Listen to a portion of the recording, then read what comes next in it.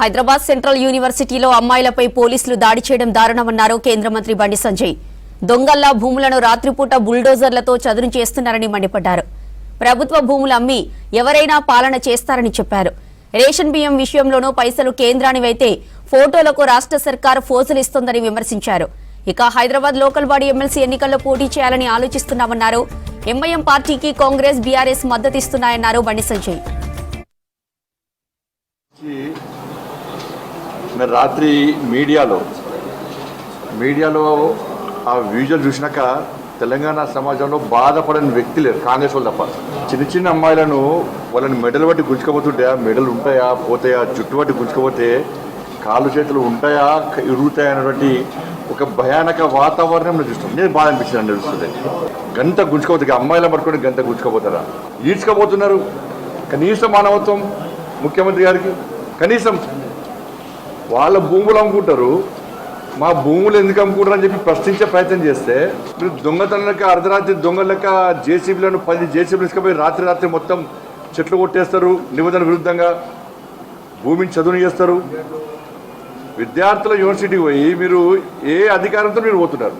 మా భూములు, మా యూనివర్సిటీ భూములు అమ్మకండి అని చెప్పి ఆపే ప్రయత్నం చేస్తే ఆ చిన్న చిన్న అమ్మాయిలు గుంజుకోబోతుంటే ప్రతి ఒక్కరు ఏడిచారు.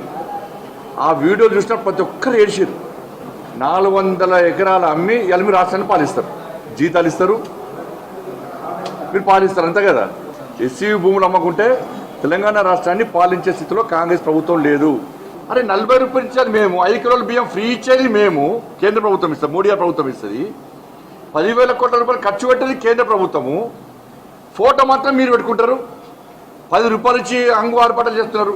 మరి 40 రూపాయలు ఇచ్చిన మోడీ గారు ఏమనాలి? 10,000 కోట్ల రూపాయలు తెలంగాణ రాష్ట్రానికి బియ్యం కోసం ఖర్చు పెట్టే భారతీయ జనతా పార్టీ ఎన్డీఏ ప్రభుత్వం గొప్పదా? 2,000 కోట్ల రూపాయలు ఖర్చు పెట్టే కాంగ్రెస్ పార్టీ ప్రభుత్వం గొప్పదా? ఒకసారి ఆలోచించండి.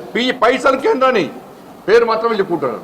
హైదరాబాద్ స్థానిక సంస్థల ఎన్నికల్లో కాంగ్రెస్, బీఆర్ఎస్, ఎంఐఎం 3 పార్టీలు ఒకటైనాయి.